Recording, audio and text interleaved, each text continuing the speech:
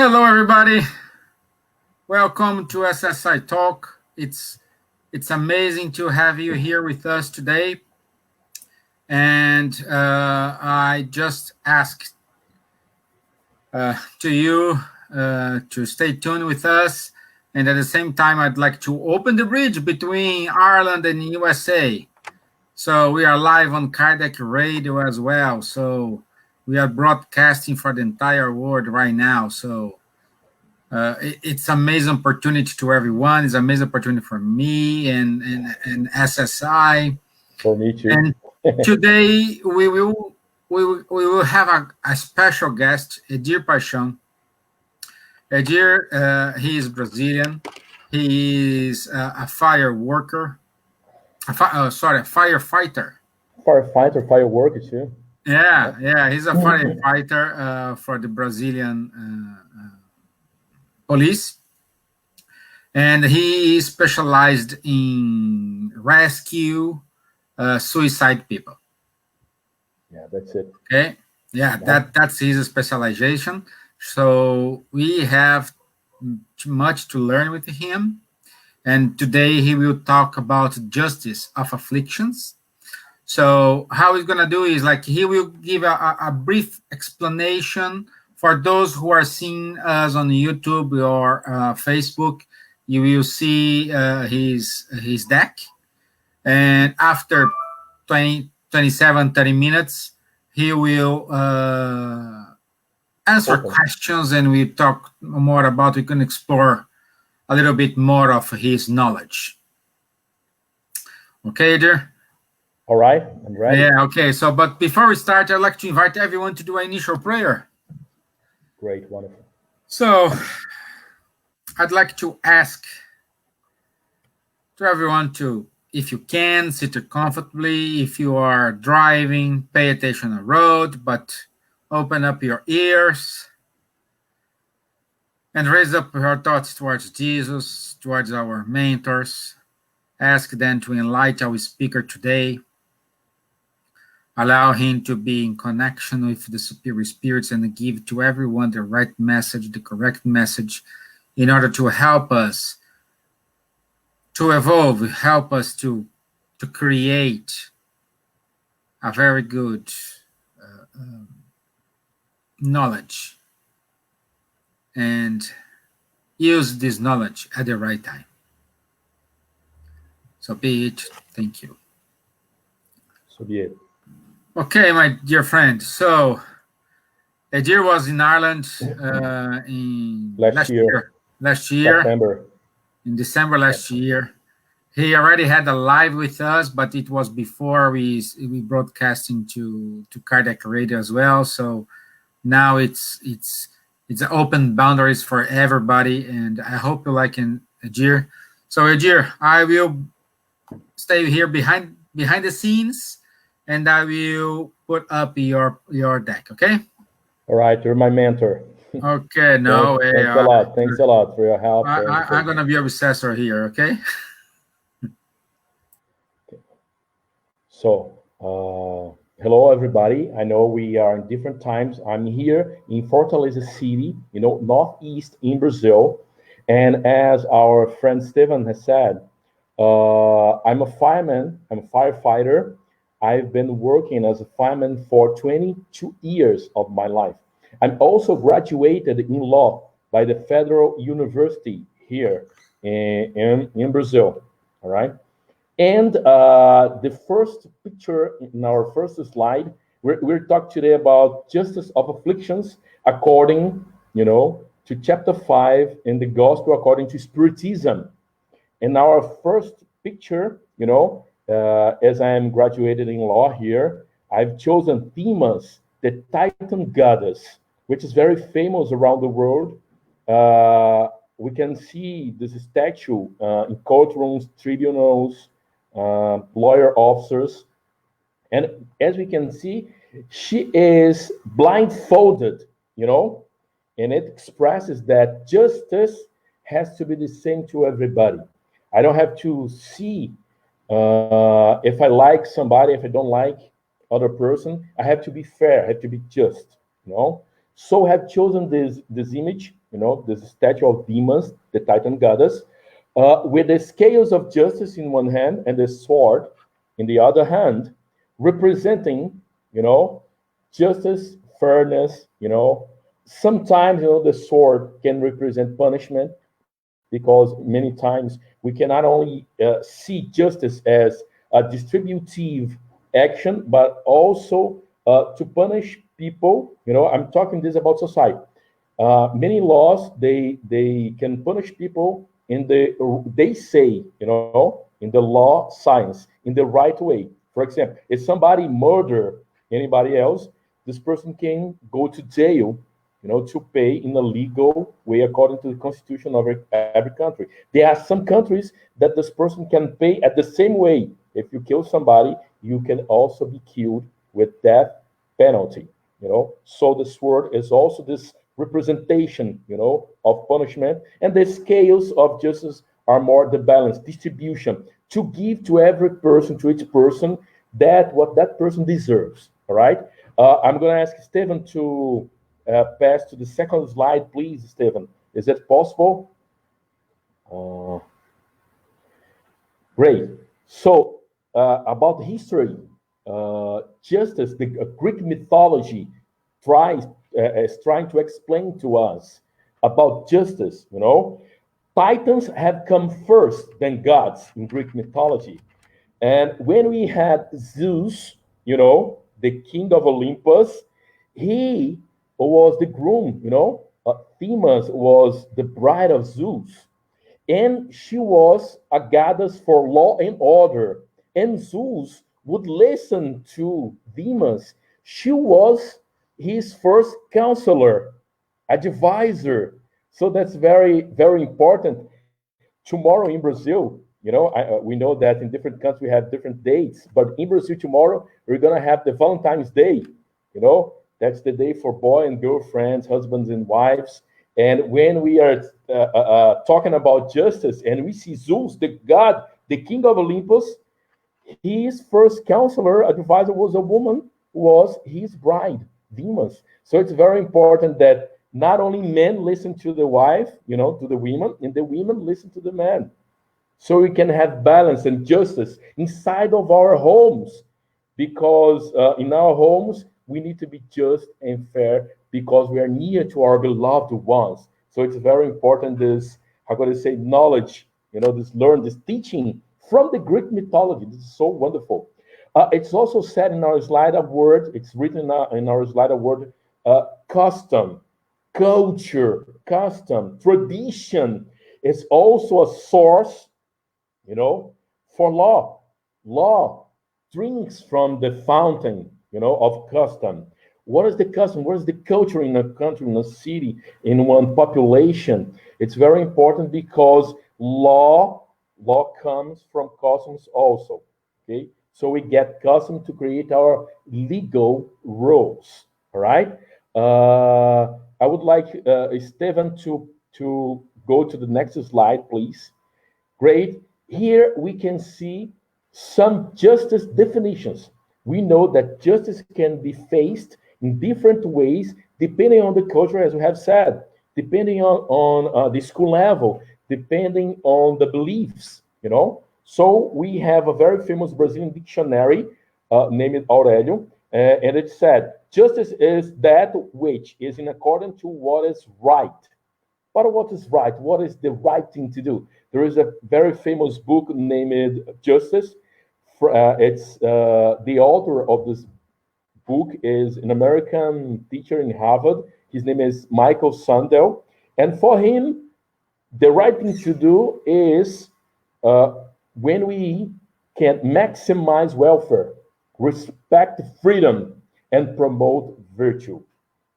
But when we think about this, we have to take care, because maximize welfare doesn't mean I will not suffer. I will suffer. We live in suffering. There's a very famous psychologist in Brazil named Alessandra Xavier. She's a PhD in Santiago de Compostela University in Spain. And I have attended to so many speeches from her. And she has always said, live in suffering, because we have to overcome the obstacles, overcome difficulties, vicissitudes in our lives. If I want to learn something new, I have to suffer, I have to study, I have to sit down, to wait, to read a book, to have experience, practice, to improve ourselves. So living is also suffering, but we can suffer in a good way, not only in a bad way. That's what we learn from Spiritism. Other very interesting definition for justice is Aristotle, the Greek philosopher. He's going to say justice is to give to each person that what he or she deserves. And it's very important to say that justice is based on equality. But for example, we have the right to be attended in a hospital. If I arrive 10 a.m., dizzy with a headache, and I want to see a doctor, I will attend for an appointment. I will attend for my time to be attended. I will wait for my time to be attended. But if somebody else comes, bleeding after a car collision, car crash, that situation will be urgent, an emergency. So we need equity. I could not say, hey, I'm waiting here since 10 a.m. This person arrived 2 hours later. I'm still here waiting. No, that situation, it's an emergency. So equity comes to balance justice, because we have the same rights to be attended, but that person was in an emergency. If that person is not attended that time, that person can die. And I can wait because I was just with a headache. So equity is also an important word when we talk about justice. All right? Stephen, please, let's go to our next slide. And talking about justice, Aristotle, the Greek philosopher, used to say that there are two kinds of justice: distributive and corrective. Distribution, like he said in his general definition, to give to every person what he or she deserves. And when we talk about corrective justice, sometimes we can think of punishing one person that committed a crime and has to go to jail to pay a penalty for 1 year, 10 years, 12 years, depending on the law, the constitution, and the law and the rules in every place, country, state. And it's very important because we starting talking about justice, but we are talking about the justice among society, justice for man. We want to reach God's justice because God is just and good. God is fair. That's what we learn with Spiritism and the codification, the fundamental books of Spiritism, that God is just and good. And there is a film I would like to advise you to watch if you haven't watched it yet. This film is named Gandhi. It got 8 statues, Oscar statues that were awarded. It's a wonderful film. And there we can see that Mahatma Gandhi, he was a lawyer, and he was a peacemaker, and he wanted to set India free from British colonization. And there in India, there were 2 major religions: the Muslims and people from Hindu religion. Gandhi belonged to the Hindu religion, and Jinnah was the leader of the Muslims. When they were talking about ways of setting India free from the British colonization, Jinnah, the Muslim leader, said, we have to be aggressive. We have to make them out of India using violence. An eye for an eye. And when Mahatma Gandhi, it's in the film, the scene is pictured in the film. When Mahatma Gandhi listened to Jinnah saying an eye for an eye, Mahatma Gandhi said, an eye for an eye, and the whole world will get blind. When he said that, he was expressing that we should reach justice by peace. And he proved that it was possible. So, wonderful film. If you can read his autobiography or the film, I strongly advise. Going to our next slide, I have previously said God is just and good according to Spiritism. And we have a part in the Holy Bible from the prophet Isaiah 30:18, we could read there. Therefore, the Lord longs to be gracious to you, and therefore he waits on high to have compassion on you. For the Lord is a God of justice. How blessed are those who long for him. This is wonderful, and we can find in Bible that in accordance, balance, harmony with Spiritism, Isaiah is saying that God is just and good. Stephen, please, let's go to our next slide. All right. And not only knowing the definition of justice, but we need to live experiences, have to live, we have to deal with people, to cope with problems, obstacles, to find the balance, to be just and fair. And there is a very very famous Brazilian philosopher named Mário Sérgio Cortella. Cortella is a philosopher. He was also Secretary of Education in the state of São Paulo. If you don't know, Esteban comes from São Paulo, a very big city in Brazil, the biggest city in Brazil, And Cortella says, to find justice, we need a balance among what I want, what I must, and what I can. Because sometimes I want, but I must not. Sometimes I want and I cannot. Sometimes I can and I must not. So when I want, I must, and I can behave in a just way. So I have enjoyed a lot when I have listened to a speech from Cortella, the philosopher, Brazilian philosopher, and he taught us about this way to find justice in our actions. Please, Stephen, let's go to our next slide. Yeah. Here's a very simple example that a way to be fair in our lives. I remember when I was young, and we were keen on eating loaves of bread, and I would always argue with my brother what part of the loaf we would eat. And one day our mother came and said, well, the older brother will cut the bread and the youngest brother is going to choose. So we thought it was very interesting, because my older brother, cut in the very fair part so that the parts would be equal. He tried to be just, because I would choose the piece of bread, the piece of loaf. So it was a very interesting example for me how to behave, in a just way. Let's go to another slide, please, Stephen. I would like to say it very fastly, en passant, how we say in French, en passant, very fast. The veil of ignorance. Our speech is very short. We don't have much time, to talk. And I would like to advise you, if you have the chance, to study The Veil of Ignorance by the American philosopher John Rawls. It's very interesting because he teaches us when we want to decide if you are behaving in a fair way or not, we should put a veil of ignorance on the situation. For example, during this pandemic, I have seen many citizens complain about the governors complain about the citizens, students complain about the principals in the schools. And when we want to decide if you are being fair or not, we could put a veil and say, who am I in the society? Am I the student? Am I the governor? Am I a politician? Am I a a sailor who has to obey the laws? And when we make our decisions and we take this veil of ignorance out, and we can find ourselves in any position. So it's very interesting thinking about creating a law or making a decision and seeing, I don't know who am I.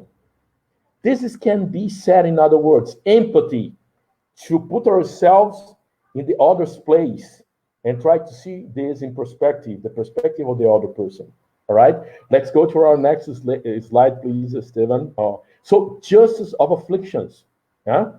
And many people, I'm pretty sure that all of you in one day could have said, I'm living in an unfair situation, or maybe is God being just?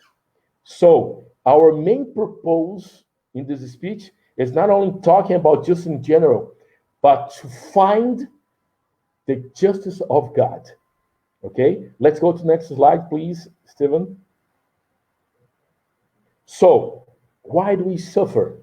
According to the gospel, according to Spiritism, the main reason for our suffering is that we, in many times, make the wrong choices. Many times we are imprudent.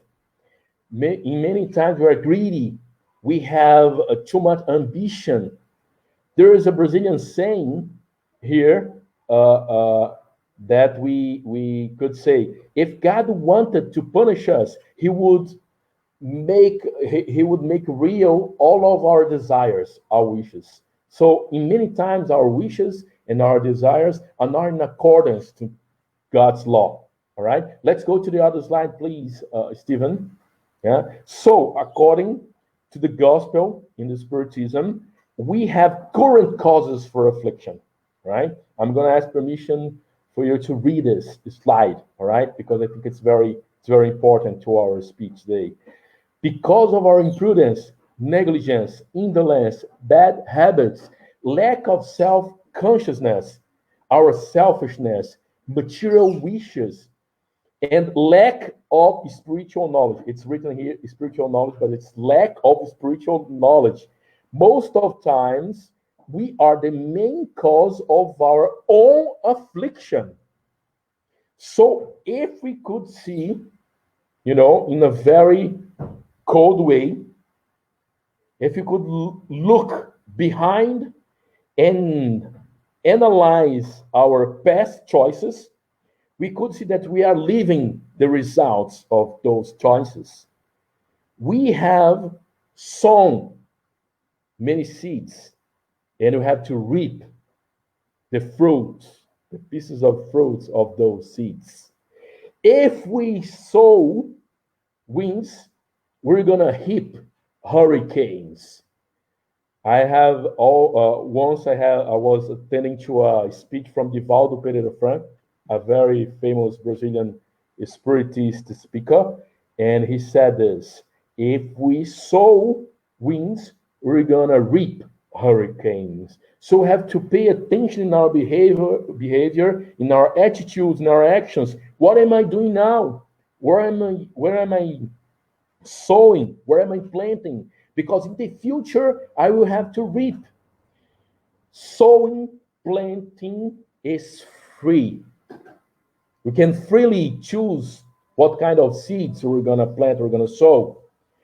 But it's an obligation to reap the fruit we have sown in the past. So it's very important in this moment that we can face, that we can understand that most of afflictions we suffer currently, they are related to the bad choices we've made, in the present life.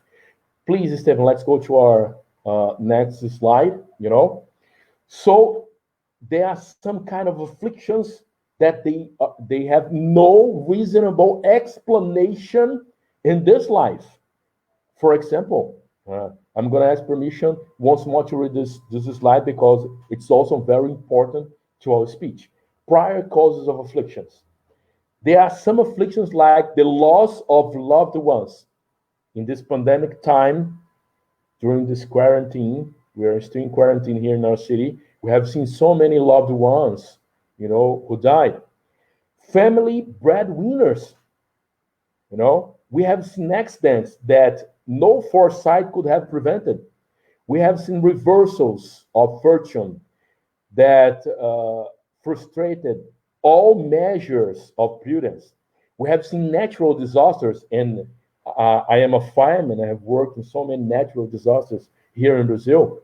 We have seen congenital infirmities. We have seen babies who were born without arms, who were born without legs. We have seen babies who were born blind, and we could see at those babies and trying to get to a conclusion, reasonable conclusion, but it was hard because if the spirit is born at the same time the body, the physical, the material body is created, we could see no justice in God, because there is an axiom that teaches us, and it's written in the Gospel according to Spiritism,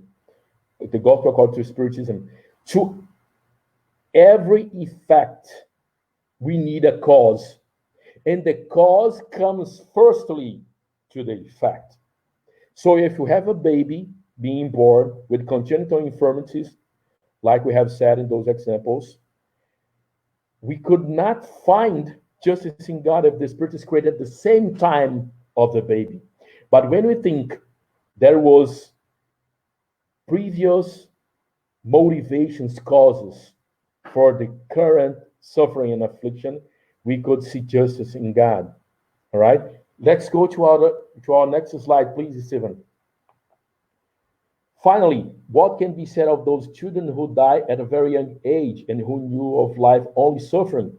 Children who are dead, who died in an early age and who suffered a lot. People who live in the slave condition. Here in Brazil, we have some points where children, there is labor, there is work for children. Criminals, they could hide from police and they would make children like slaves, working 12, 15 hours a day. So if this young child is dead or dies, with 8 years or 10 years old, where is God's justice? With a very short life full of misery. So let's go to our next slide, please, Stephen. Right? So as we have said, the axiom, every fact has a cause. God is only just and good if they are prior causes of afflictions, explained by the plurality of existences, past lives. And I will ask for permission to talk once more about Socrates, Aristotle, In the old Greece, Socrates, for example, he believed that the spirit existed before the body, would incarnate in a material body to suffer and to purify him or herself, depending on the gender. But we know that spirit has no gender, but the spirit will purify. And after the material death, the body death, this spirit would survive to the material death of the body. So Socrates also believed in reincarnation. And he believed that we need many lives so that we could purify, we could learn, because in only one life, it would not be possible. So we can find about this in the Gospel according to the Spiritism, in the introduction, and we can see about those philosophers who believed in many lives. Currently, we can find some psychologists who work with past lives therapy. We can find, if we look in the internet up, we can find some experiences of almost death. People who are almost dead in hospitals, for example, after accidents, seeing the spirits goes out of the material body, talking to the spirits of people who lived in the earth, relatives, and most of times. So plurality of existence, many lives, are a essential fundamental point so that we could face God, we could understand God as being just and good. That's our presentation. I would like Stephen to go. That's almost the end. And the main purpose of our presentation was to find this point of the fairness, the justice of God, being explained by the plurality of existence, many lives to be lived. One important thing, we are almost in our end, but very important to say, not only suffering, but also loving, we can purify ourselves. Love is stronger than suffering. That's very important. One charity action covers a multitude of sins. We used to say here in Brazil, in many spiritual centers. So when you think about uh, the justice of God, God's justice and goodness, we can remember Mahatma Gandhi, you know, the Indian lawyer and peacemaker. An eye for an eye, the whole world will get blind. So, with love, with charity, with good actions, we can purify ourselves. Right? Stephen, please. I think it's our last slide. You can pass this one, it's the same. So, our final words is there are many lives, so we can find reasonable justice in God. There is no eternal hell because proportionality would be broken if we believed in the eternal hell. Suffering make people evolve. However, we have to be good to us and to be good to the others. Because some people, when they have accepted the idea of suffering making them evolve, they could say, I'm going to suffer more and more. I'm going to seek, I'm going to look for a suffering so that I will evolve, faster. Take care. You have to be good to us, good to others. Life has many vicissitudes. We don't have to go, crazily hunting, looking for suffering so that we evolve, in the fastest way. All right. So be good to the others, be good to yourselves. Love yourself like you love your neighbor. That's the commandment.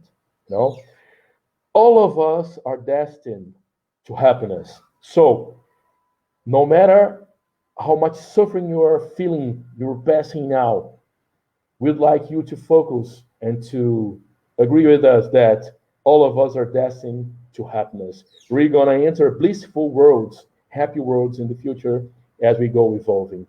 So our final phrase here, St. Francis of Assisi, a great man who suffered a lot in his life and gave us the example of loving, Preach the gospel at all times. When necessary, use words. Our example, and many times, is stronger than our words. Thanks a lot. Let's go to our questions. Stephen. Wow. Yeah, my friend. It's very, very touchful and respectful.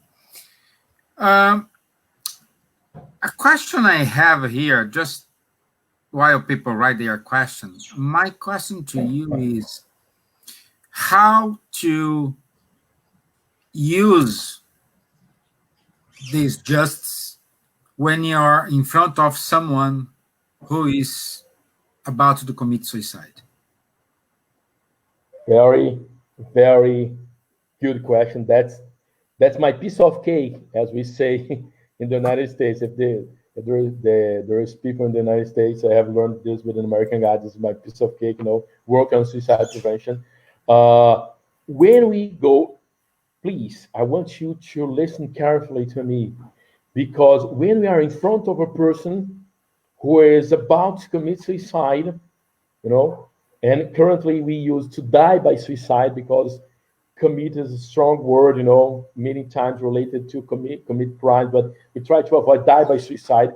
If you are in front of a person almost about to die by suicide, try not to judge. Try not to go deeper in philosophical teachings, because in most of the times, Stephen and friends who are listening to us, that person is in mental confusion. The vision is on a tunnel way. This is also called a constriction of the mind, or thinking constriction. So this person, he or she, is probably in mental confusion. It will be very hard to him or to her to think about the right choices to be made. So what we strongly advise, Stephen, try to listen to this person. Ask this person to talk, because the more he or she talks, the higher is the relief. Talking is healing. Sigmund Freud, father of psychoanalysis, he would invite us to listen to other people, because we work, Stephen, with psychological first aid, psychological first aid, verbal first aid. We want people to talk and to make their despair, their distress to goes down. The pressure has to go down. So in most of times we are thinking about what could I say? And we try to convince that person of something. But when we simply listen, and I say simply because it's a simple action, listening without judgment, without comparisons, not trying to compare the pain of that person to our pain, we can be a friend ear to that person, and the pressure will probably goes down in the majority of the cases. All right, listening is a very wonderful key. There is active listening, there is reflexive listening. I could not start talking about those procedures because we don't have time, but listening in general is the best answer for that situation, without judgment, without comparisons. Do you have other questions, Stephen? If you want to say something else, I can add.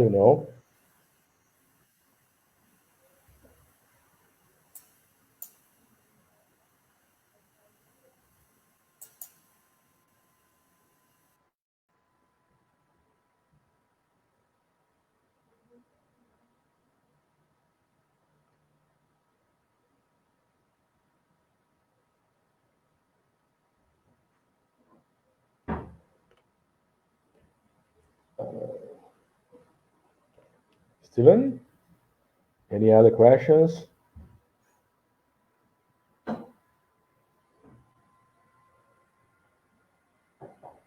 Don't feel shy to ask.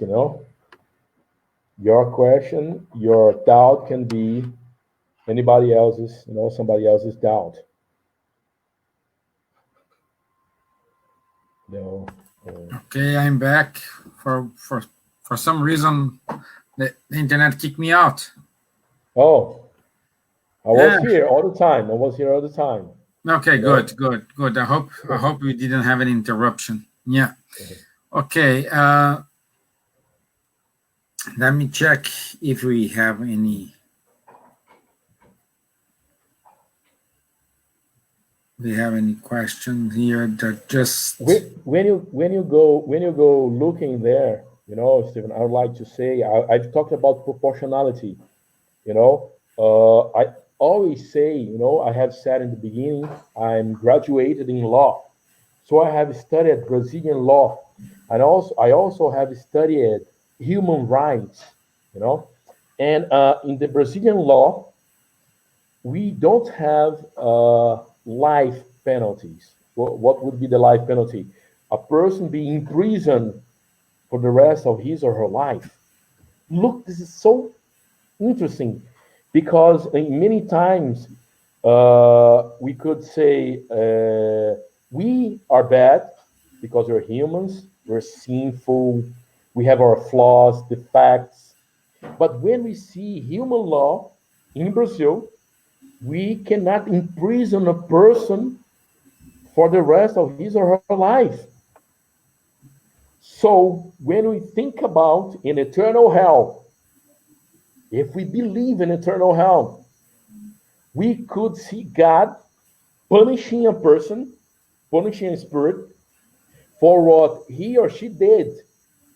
Maybe it was a whole life of problems, of crimes, but it would be the maximum 90, 100 years. And if we believe in eternal hell, we could understand God as punishing without proportion. God would punish a spirit, the eternal life for the eternity, because of crimes committed in one short life of 90 or 100 years. So it's very important we can see that proportionality is very important to understand justice too, and God's justice. God would not be that unfair to punish a person for the eternity. All right? Yeah, it came on question here is it's written question. I cannot pop up here, but the Can you read question, it to me? yeah, the question is, what is right and wrong depends on each person. What's perhaps right for me is not right for you, and the other way around. Very good. Very good. How Very to be good. justice? How to exercise the justice? I would answer this question. Look, we have a slide, that talks about the Brazilian philosopher Mário Sérgio Cortella, and he said, when we want to behave, in a fair way, in a just way, we have to analyze if what we want, we can and we must. That's very important, because sometimes I want and can, but if there is other person involved, I have to ask, must I? Because if there is other person involved, I have to see others' right. And I have said human rights. I'm graduating law here, and I have also studied human rights. So human rights, I have to see humans' rights, others' rights. And we are talking here about spiritism, but I ask for permission to talk about religion in general, in spirituality. Many people don't know, but Jesus Christ, Stephen, was one of the founders of the human rights. Human rights are inspired in Christians' teachings, because Jesus said, all of us are equal. What human rights says? All of us are equal before law. And Jesus said, all of us are equal. Love your neighbor. Do to your neighbor what you want to be done to you. Jesus Christ has said this. Jesus Christ, when he was arrested in the mount, in the hill, Peter, the apostle, came with a knife and cut the soldier ear. Jesus Christ said, hey, step back. Put your weapon down, because who lives by the weapon will be killed by the weapon. Who lives for the sword will be killed by the sword. And Jesus healed the soldier's ear. We could say, what is justice there? Jesus accepted that moment in that prison because he knew it was necessary. We have talked about Isaiah, a prophet in the Holy Bible. He and some other prophets have said he would suffer for 3 days and would be, raised at the third day. It was necessary, to give this example for us. And when Jesus gives this example, he gives this example of non-violence. Non-violence. So remember, you who asked, think about what you want, what you must, and if you can, and you will find this balance. It's not easy. We need to live the experiences, but try to follow the step of our Brazilian philosopher. Probably he has cited, other philosophers before him, probably. But I have learned this with him, and I should say his name here. Cortella's teaching. What I want, what I must, and what I can. All right? And remember, non-violence. Remember Jesus Christ. Remember Mahatma Gandhi. Non-violence. Any other question, my friend?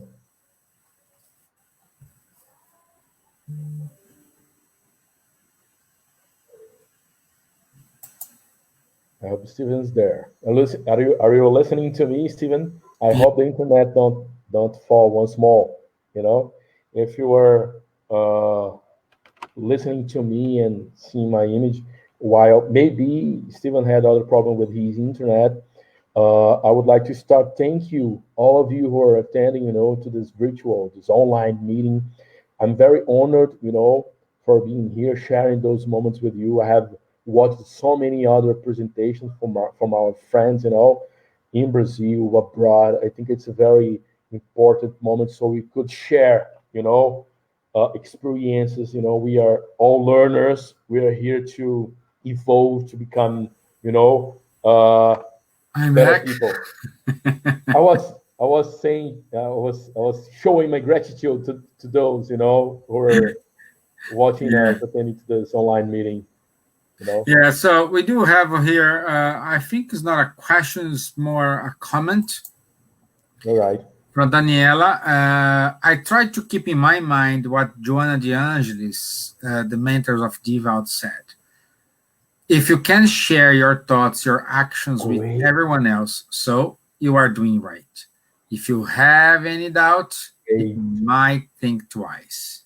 Great. I didn't know that, Daniela. Well, very good. Wonderful. I loved her last name, Paixão. It's my same name, Edir Paixão, Daniela Paixão. Maybe you are related and we don't know.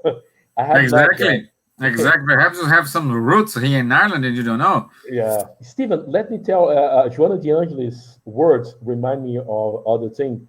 It says, if you have to hide something from someone, don't do it. It's similar, isn't this? If you have to hide something from someone, don't do it. It's kind of similar, You have to think twice. You have to think twice. Daniela Paixão, thanks a lot for your comment. Very welcome, very wise, from Joanna de Angelis, who is a very great spirit, the mentor of Divaldo Pereira Franco, our Brazilian most famous spiritist speaker. Yeah. And we do have another question here. Yeah. We hope we can answer. Yeah. We're counting on the spiritists and God's help and the good spirits help. Yeah, and the question is regarding to moral justice. Moral justice. All right. Okay. Could you share with us how to apply moral justice against? All right. Against with the just of the human justice. How can we apply moral justice related against human justice? We need to pay attention that we live in the material world. We have to obey human laws because we're living here. It's very, very important because sometimes we are having the knowledge of God's justice according to Spiritism, according to Christianity, according some other religions. And we find a conflict, how to live in this life, thinking about human justice, because, pay attention, please, listen carefully. Human justice is not perfect. God justice is perfect. So when we face human justice, we're going to find unfair decisions, bad choices, injustice. We're going to see ourselves being treated in the wrong way so many times, being judged, for people who don't know our sufferings, our lives, our background, So please, see, I have remembered, Stephen, when Jesus was asked if he should pay the taxes. Mm-hmm. They came to Jesus. Pay the tax is a human law, is human justice. Jesus said, get this coin. Look at this. Whose face do you see? we can see the emperor's face. So give to Caesar what to Caesar belongs, and give to God what belongs to God. So it's very important we understand we live in the material world, but we cannot run away from human laws, rules, justice. Knowing that, being aware that it's not perfect. Only God's justice is perfect. And when we see this, Stephen, and you who asked this question, very good question, thanks a lot. Remember, even you, even me, Steve, and all the others who are, talking now and meeting this online meeting, we are gonna be unfair in many times. That the reason why, Stephen, we need to ask for forgiven, we need to apologize, ask for pardon, to forgive ourselves, forgive others, and to be humble enough to ask for other person's forgiveness. This is so important. How many times? Seven times seven. Infinite times. For each infinite offense. times. For each offense. Right? Yeah. Well, and at the same time, perhaps someone it's asking to yourself, like, how do I know I'm in accordance with God's law? And then I need to use Spirit's book. It's God's law. It's already in your conscience. Great. That's great. So there is great. You know what to do. Perhaps you don't accept. You don't want to do, but you know what to do. I believe there is a natural compass inside of our soul that show us the right way to go.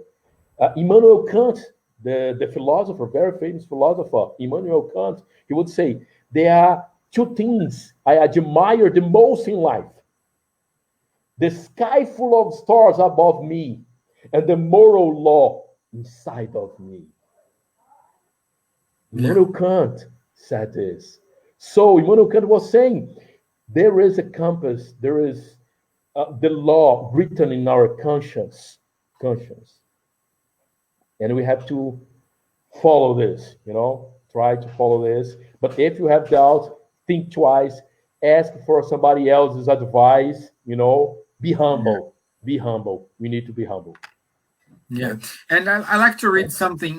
There's a passage in the Christian agenda that I like very much, and I think it's connected to what we are talking today. This message says, it's from the Spirit André Luiz, psychographed by Francisco Cândido Xavier.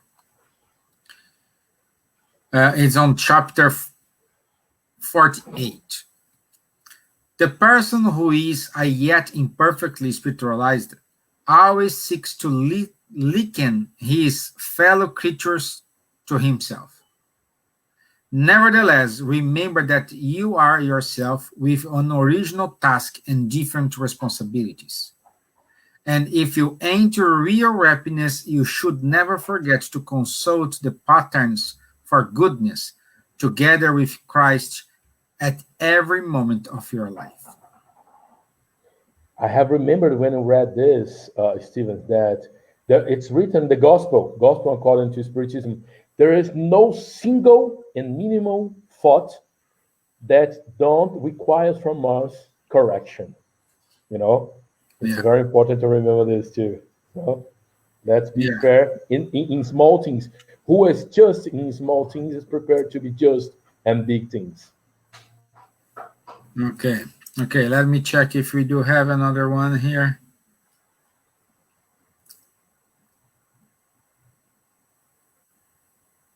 Okay, this is one question here. It's kind of particular question, but Edir, how do you feel when you are able to rescue someone? Amazing, awesome. I feel, look, we have just said we have many imperfections, flaws, defects. When I rescue someone, I feel connected to God.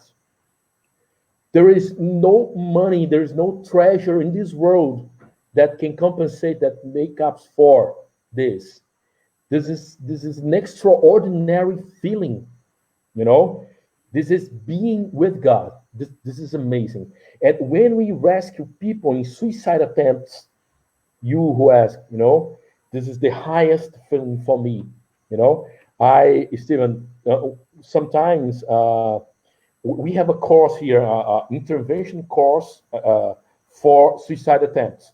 We teach public safety professionals how to behave, how to listen, how to have gesticulations and so on during suicide attempts. And sometimes a person who was a spiritist in another state in the central area of Brazil asked for me, "Do you think you're a missionary?" And I answered, "No, I'm somebody paying my debts." Yeah. I'm somebody paying my debts from the past. From the past. But I'm happy. Because happy are those who are able to pay their debts. André Luiz has said this, in his book. Yeah, and we are running out of time now, but another question that's from me now. All right. Unfortunately, we can see a lot of suicidal news, even in UK or here in Ireland, in US.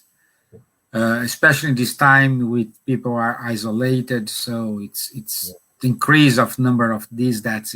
It's sad. What let's say somebody who lost a fellow brother or sister to suicide and are listening us.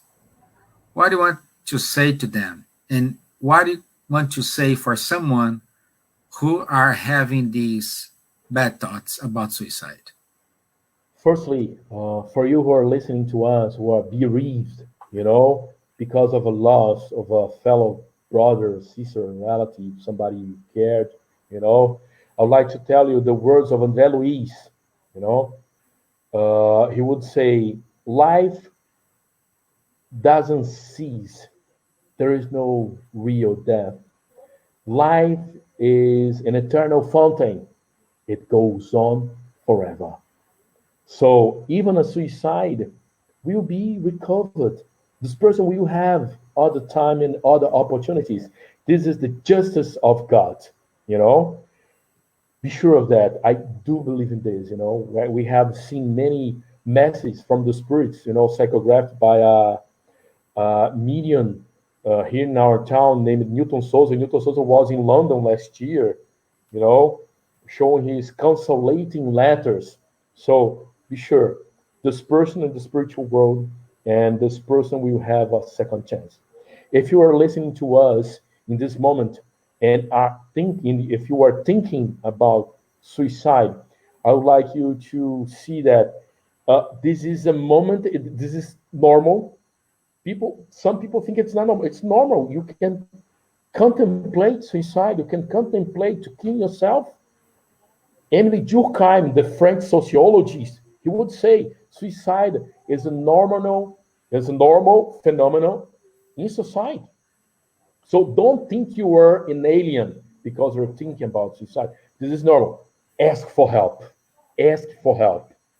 There are hotlines. There are lifelines. There are the Samaritans. There are religious people. There are relatives. There are friends. People you can believe, you can trust. Go to them. Try to be listened. If you want to be in touch with us, also, Stephen, if you are in Ireland, there are some psychologists who can help you. In Brazil, we have the volunteers of the Life Center. We can see the Samaritans helpline. Call 116123. That was wonderful. Yeah, this is for Ireland, not for the US. But in the US, they have many hotlines. I have been speaking in the Suicidology conference in Atlanta 5 years ago. They had many hotlines in New York City, in Atlanta, in many states, they have lifelines, try to connect with people. This is a moment. It will pass, and we will laugh again. We will smile, again.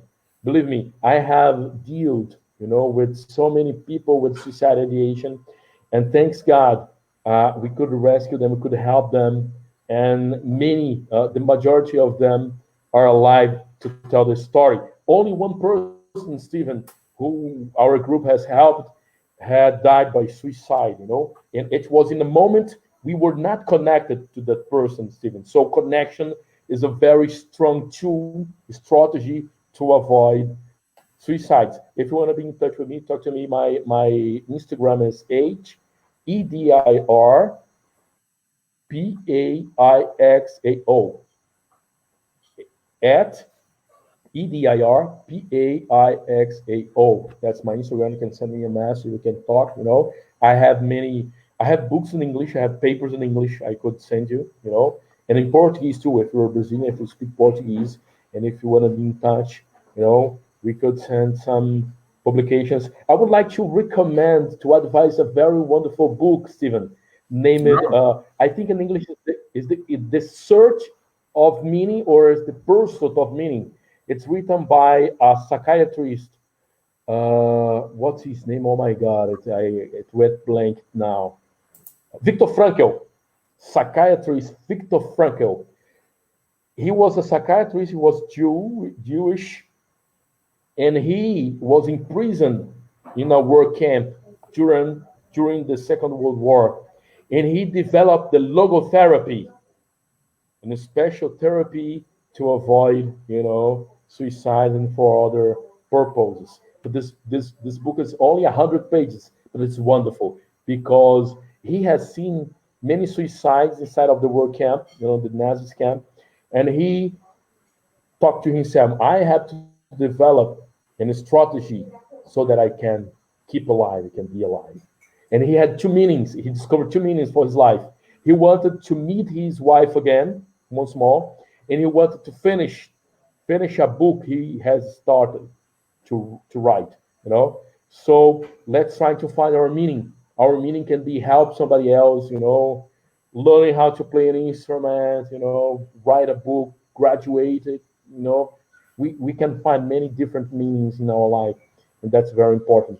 Let's dream and let's daydream with good things. This is very important. Great, my friend. So our time is up, unfortunately, and once again, I would like to say thank you, Edir, for your time. Welcome. Thank you too for your dedication, in be here with us, and share your knowledge, share your thoughts. Okay, and also I want to say thank you to the listeners from Cadec Radio, SSI Spiritist Workers, and everybody who for somehow found us today, or will find this because this talk is recorded in YouTube and Facebook. So I hope at the time this message reaches you, you be touched. And if you have any question, please write, and I will answer. I will send to Edir. Edir will answer as well. So we will try our best to leave you without an answer. Volunteers for life. Volunteers for life. Yeah. Thanks a lot. I love you. Okay, thank you. And Edir, would you mind to do a final prayer for us? Yes, I can. Okay. If you feel yourself comfortable, you can close your eyes. Let's connect with the spirituality. Let's connect with God, with our mentors. We would like to thank you for our life. We'd like to thank you for knowing the consolation of the truth that life goes on. There is no real death. The material death is a passage, is a transformation, is a changing. So we ask to God, to the good spirits that inspire us, protect our families, help us to find our meanings, help us to help the others. And in this moment, we ask for the world, we ask for our governors, our politicians, our scientists, if it's possible to find a cure or vaccine for coronavirus, for the pandemics, so that we can solve the present situation. But knowing that we have to suffer without complaining because we believe in God's justice. So be it. Okay. Okay, my friends, thank you very much again. And at this moment, I ask for everyone to be united in prayer to our friends.